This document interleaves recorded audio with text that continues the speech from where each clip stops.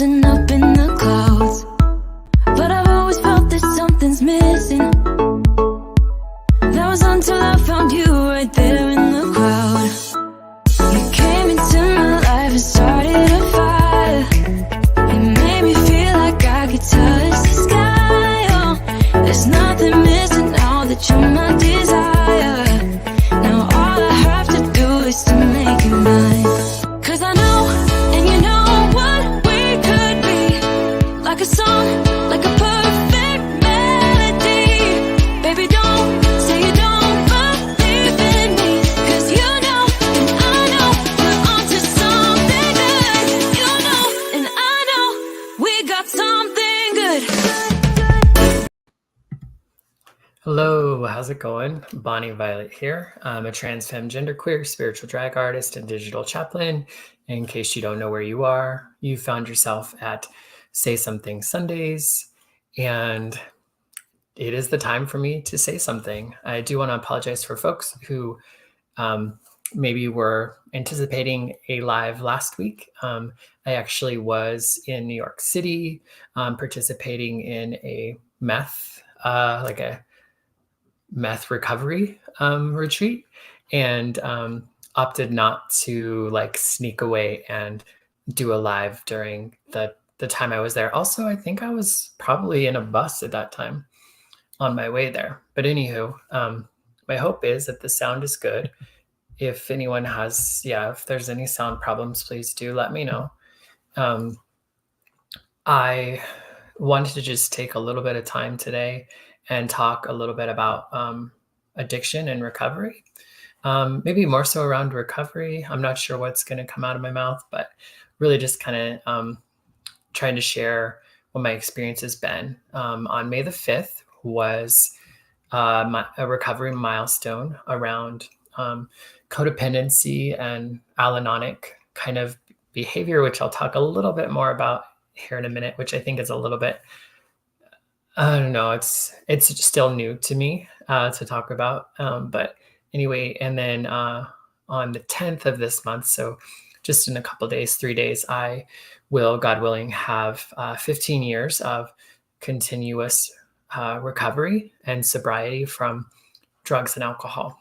One of the things that I did want to state before I got started is that I really am just going to share my own experience and understanding that someone's choice to abstain or do harm reduction, how it relates to their substances or the substance consumption, basically, however folks do or don't kind of address these things. For me, I had reached a point in my life where I really felt 15 years ago, I didn't really the last night I drank, and I think I took a pill. I did not know that it was my last time that I was going to drink. And even when I did decide that, actually, Mother's Day 15 years ago, I woke up from another hangover, feeling like crap. I was living in Boise at the time, and it wasn't that uncommon for me to wake up and feel crappy after a night of drinking. But for whatever that morning was, Mother's Day, and I had always committed to be with my mom on Mother's Day. After one Mother's Day, I had told her and my family that I was HIV positive, and I always wanted to try to make it up to her and try to be present with her whenever possible for Mother's Day. And that Mother's Day, I was not able to go 100 miles to go visit with my mom. And part of it was I hadn't planned, I hadn't, made the effort. And I also I just realized that I had, I just found myself not being there and kind of falling short. And that's kind of I was feeling really crappy about that. And I remember talking with someone about what had kind of happen and how I was feeling. And they had suggested that they asked me, they said, "Do you think that drinking is a problem for you?" Um, and I hadn't ever really thought about that in that way. I'm sure I had, but for whatever reason, it kind of hit me like it was brand new and like something I'd never really thought about before.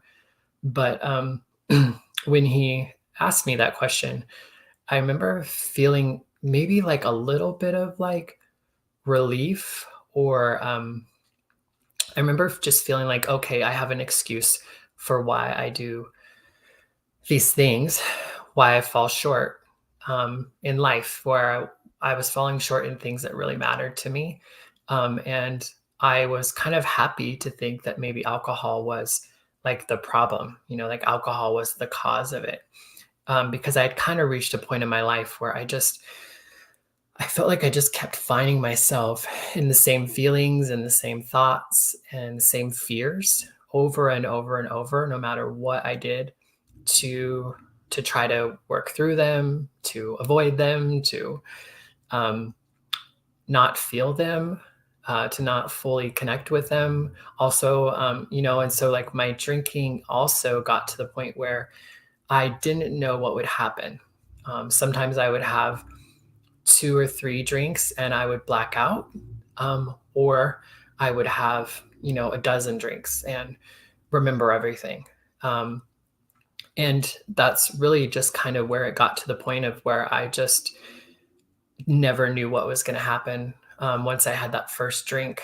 And it was kind of scary. There were just circumstances and situations that I had found myself in that just scared me, to be honest, especially when it was blackout and I had a blackout and I couldn't really remember. And as I said, I was just feeling really crappy that morning on Mother's Day. And I went ahead and went to a recovery meeting that night with the person who had asked me if I thought I had an alcohol problem. And I went to that meeting with him, and I I can't even say, I don't even recall exactly specifically like where it was or what was said.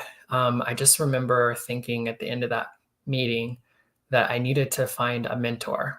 That was something that was talked a lot about in that like group, was that it was helpful to find somebody who could kind of guide you through the process of recovery, somebody who's been through it before. And so I was able to so I asked that person. I remember asking that person that night if they were willing to be my mentor and would help me get sober.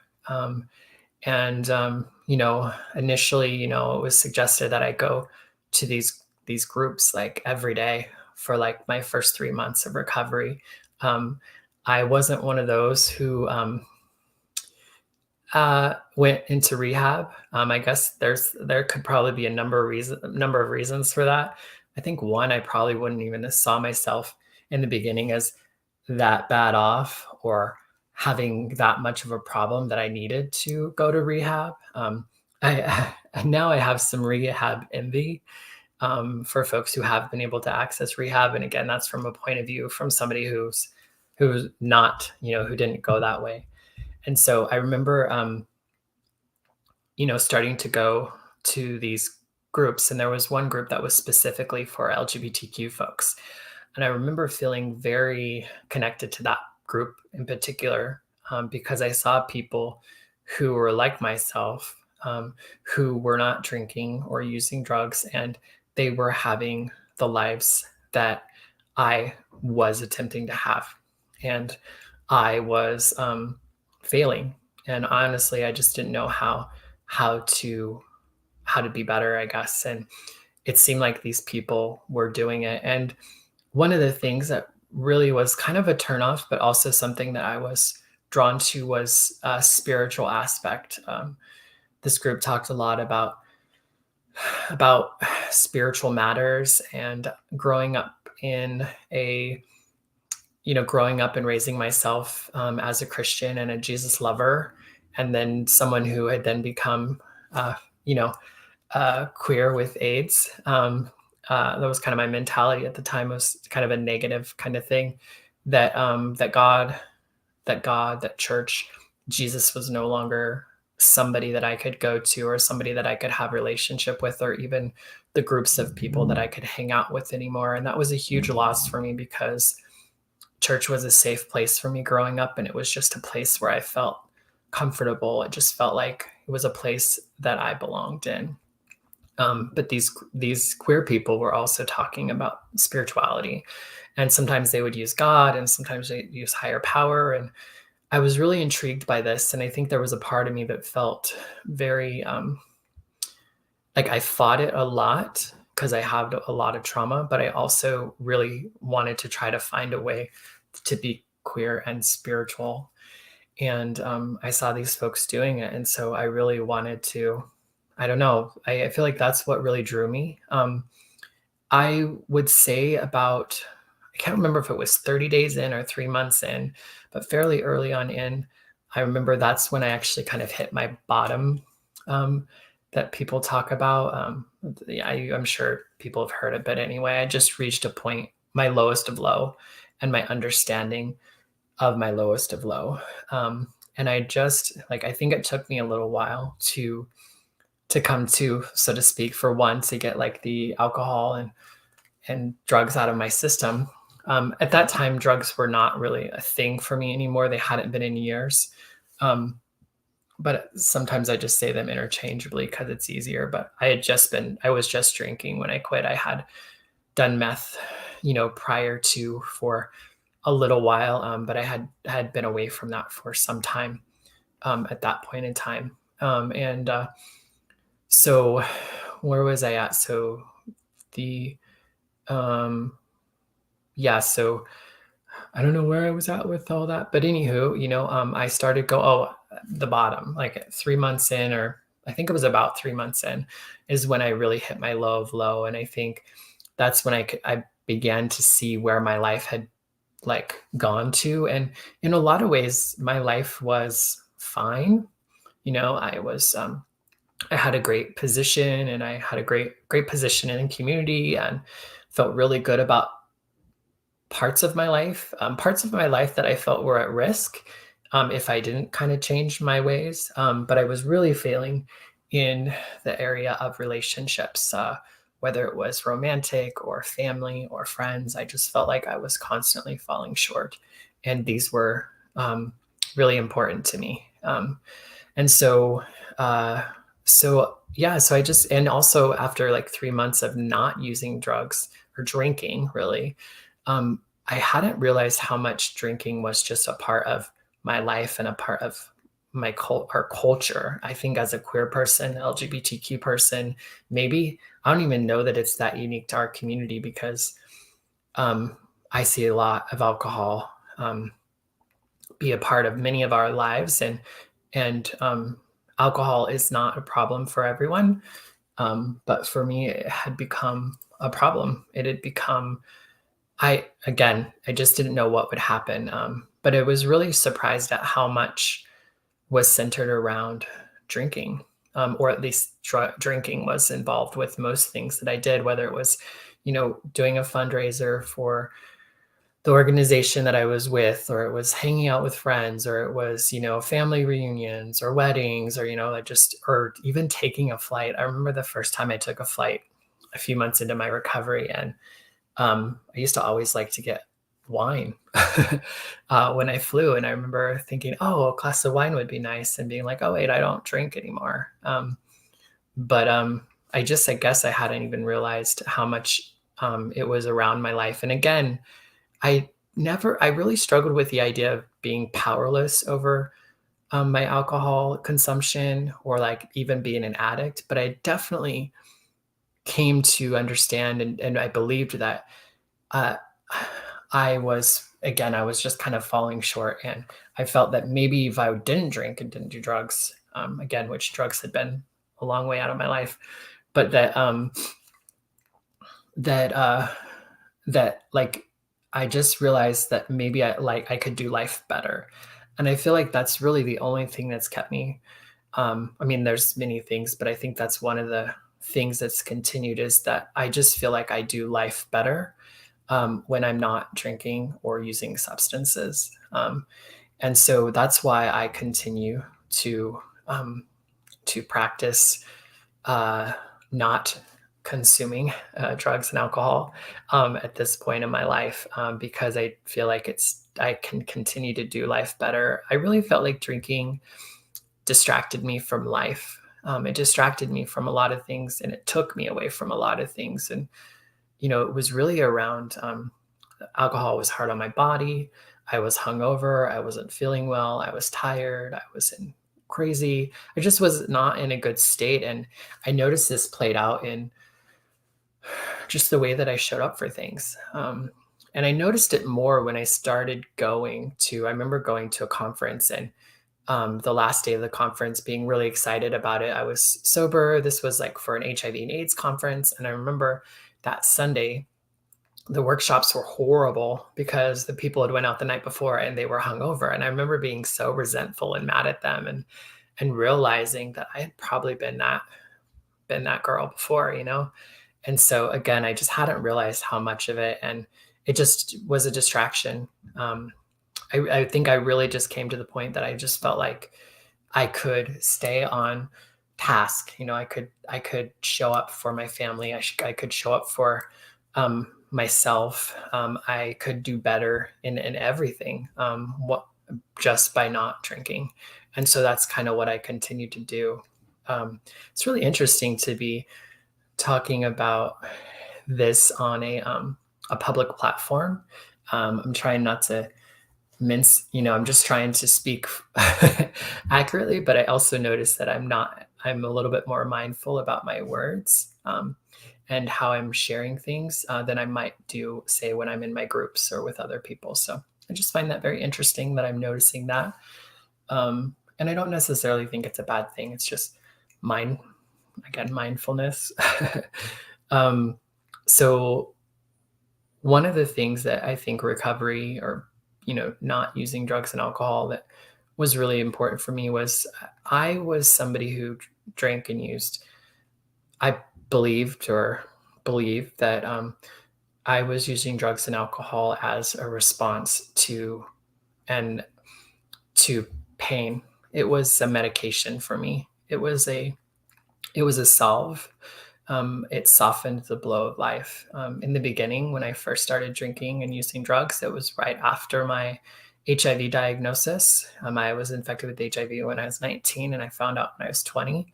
And at that time, I had lost church. I had lost my community. I felt like I'd lost my life. I'd lost my future. I had disappointed my family, all those sorts of things. And it was just too much to bear. It was too much for me to take all at once. And so drinking and using was something I had I'd come to believe and understand that people who use drugs and alcohol needed to, because life had been really hard to them, or there were traumas, or like there was just no other way to exist but to have alcohol or drugs in your system, even if it's not problematic use, just like, again, just to kind of like having a drink or a drug to kind of soften the blow of life. And that's what it was for me. I mean, I think it really helped me. It gave me life in the time that I was struggling to believe I could have one of my own. It was such a gift for a while. I met amazing, beautiful people who were openly queer and just living their best lives. And that was so good for me to be around that, and to come to know and be with parts of myself that I felt like I should be ashamed of, or I shouldn't be a part of me, maybe even. And I began to be able to just, have my head a little higher. As a queer person at that time, I didn't want to be, but I definitely knew that I was. I just didn't know how to be. And yeah, so drugs and alcohol were helpful in a lot of ways. And also it brought in a lot of complications. I think, guess where I was starting with some of that is that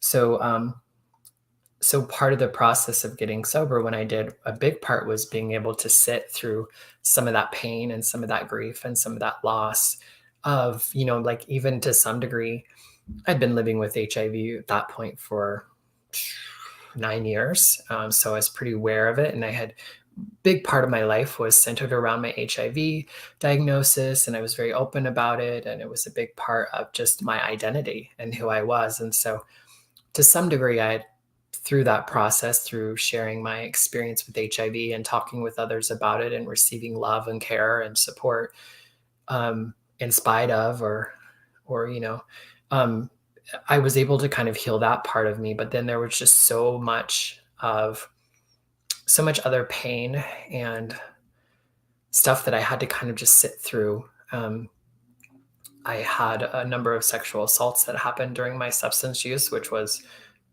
not one of the good parts about my substance use that I got to sit through. Um, there was just so much. I remember just crying, and that was something that I had needed to do. I needed to feel some of these feelings and hurt, and also, and I just didn't have to do it alone.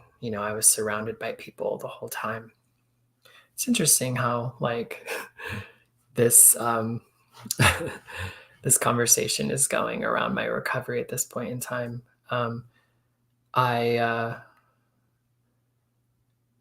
I have, throughout the years, I've met a lot of people who have had difficult relationships with substances, and who practice harm reduction or abstinence, or there's a lot of different ways that folks can choose to address how substances, drugs, and alcohol impact your body. And I think that's one of the things that's been really great about recovery in general, and continuing to identify as a person in recovery. It continues to help me be honest. It continues to help me check in with myself. It continues to help me make better decisions, and I fall short a lot less often than I did before. I feel a lot better about myself. I also have a spiritual way of life again, which was something that I had treasured for so long and lost. And that's been one thing that's been really a great gift, if you will, of recovery. I was, as you hear me often in these say some things, I'm like, try not to think too much about this ahead of time so that I can just kind of say what comes to mind, but also try to have some sort of semblance of understanding for folks who are going to come across this at a later date, or as I speak in this moment. But as I've lost a number of friends and people in my life to drug and alcohol use that led to either suicide or sorry, I don't think that's a word I'm supposed to say, unaliving and overdose. And I've seen people cut down and stop and start and stop and start. And I think one of the things that I wanted to try to say is I have had some friends and some people that are close to me who have experienced relapse recently. In the circles that I'm in, abstinence is, absolutely none ever is kind of a big kind of way of thinking. And having an amount of time. I think we often give too much time or too much power to having time from substances. And at the end of the day, it's just about, like, I don't think that you undo your time. If for whatever reason I decided to drink or use tomorrow, I don't believe that would take away from my recovery journey. It would take away from, my number of days that I had been consistently without consumption of drugs and alcohol, but it wouldn't necessarily, take me away from recovery altogether, or even just fucking living my life. I really feel like that's what, I don't even know, to be honest with you. Like, some of this like recovery has been difficult for me over the last hasn't not difficult in the sense of like like I'm jonesing for a beer, or I'm jonesing for drugs, or jonesing for some sort of escape. That's one thing that I've come to know by cutting out drugs and alcohol in my life. I also began to see other things that can really distract me and take me away from life, and take me away from self, and take me away from, a regular connection with a higher power and a spiritual way of life. That there are lots of things that I could consume or overconsume or consume for the purpose of um, avoidance or cushion or comfort. And uh, I've come to understand that, like, I have codependency at times. There's been times when I spent money weird, like too much, just buying, like retail therapy. And I've had moments of food, and I've had moments of sex, and moments of just love and relationships. And, there's so many things that I can overconsume and consume to the point that it takes me away from life. And that is something that truly I am the only person who can really know that. And I could never know where anyone else is. And I think that's like the biggest thing that in being in recovery that I continue to ask myself is like, is what is in my life serving me? Is it helpful? Is it of use? Or even just looking at how and why I might be experiencing certain things or doing certain things, and becoming more curious about what that is. I think in the beginning I had to really push so much away. I just had to push so much away, and I had to make life really simple, because that's all I could handle. Like, everything had to be black and white. Um, and, right or wrong, yes or no, and I think life in and of itself is more, there's a lot more gray area. There's a lot more in the tween of everything. And that's really, in order for me to continue to grow, and I think you can continue to choose not to have substances in my life, I have to begin to understand that there that black and white, there's no, that, like, things aren't black and white. There's such a spectrum of experience and ways to see them, and truth isn't always just as I see it, or as I know it to be. And just because I don't know all of the truth doesn't mean that what I know isn't truth or part of the truth. And um, I think that's one of the things that I love about being in recovery, is just continuing to be aware and mindful enough, and not distracted, and not pulled away so much from myself and from the world and from God, that I can't be present for things. And um, I have been having difficulty with, I feel like I've been pulled away a lot from spirit, from God, if you will, because, I'm just having God issues because of religion crap, and,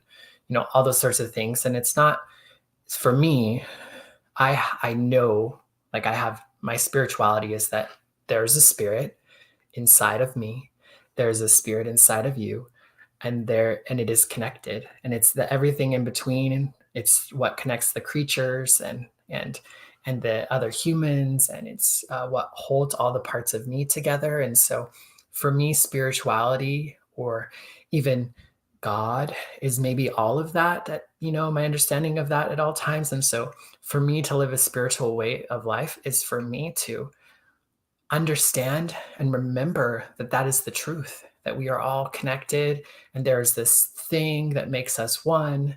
And yet we all get to be, and so for me, I feel like I know that to be true. Like, I feel like we're all here together, and to be kind and loving, and to find a way to be with one another, in a life affirming way for everyone. I know that that's the goal. Now, how I get there, and how I come to even, like, again, it's kind of that gray area of getting there, that is still just so much more for me to um, to learn from and to experience and spend time in the in between of that all. Um, Hi, Amber. Amber says, hi, beautiful.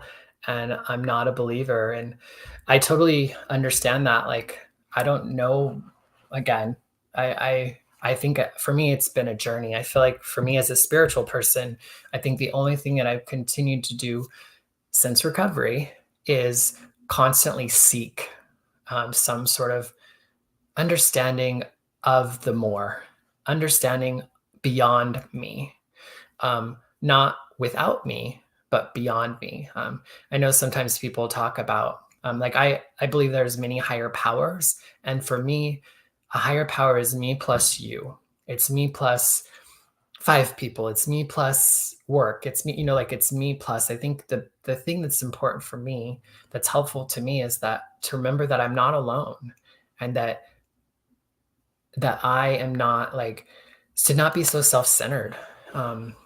And yet still find a way to be, again, because there's that duality, also find a way to be self-centered enough to where I take care of myself, and I be authentic, and I don't abandon myself, and I don't betray myself in the um in the goal of trying to connect with others, or trying to be in community with others. That, I can't betray myself in order to hang out with you.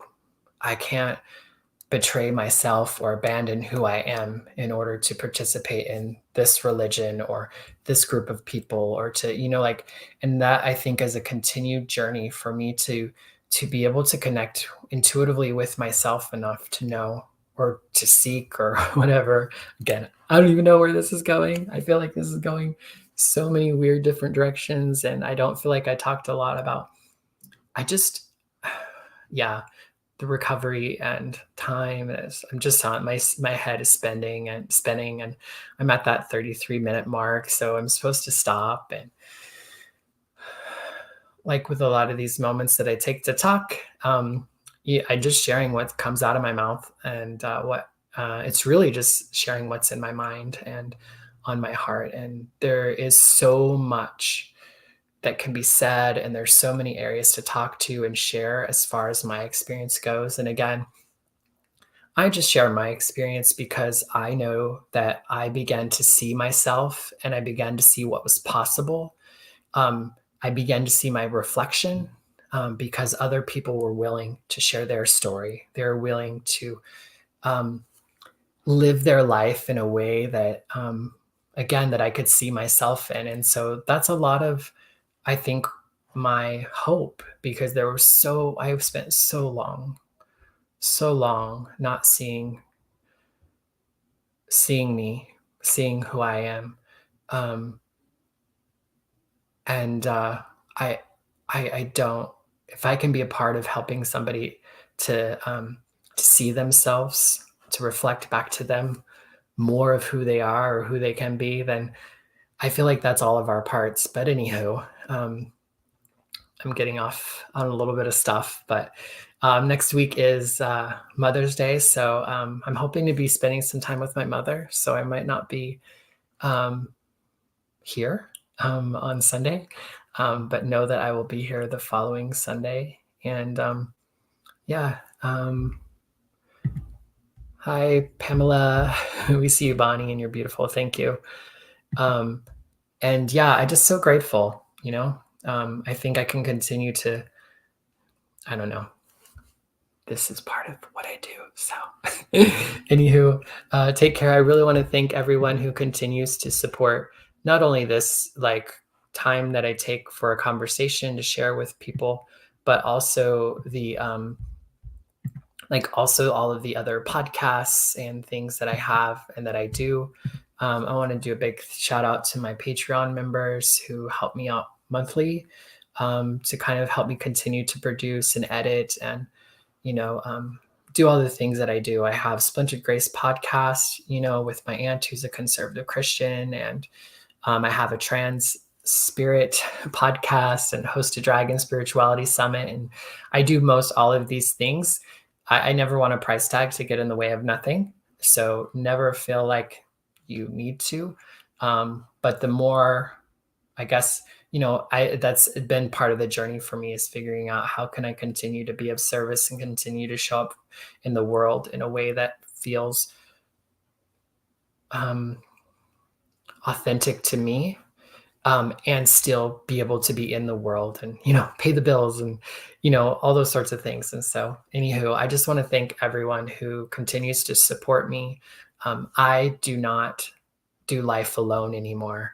And I think that's been the biggest gift of recovery, is beginning to see that not everyone is out to get me, that there are actually people and maybe energies, maybe spiritual shit, I don't know, but that there are things, there are people in the world who actually want good for me. And the more I can connect with those people and participate in their life as well, I don't know, it just, yeah. So anyway, I don't have to do this alone.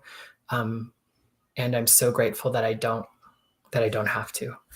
And I hope for, yeah, I'm really shutting up this time. Take care. Have a great week. And bye-bye.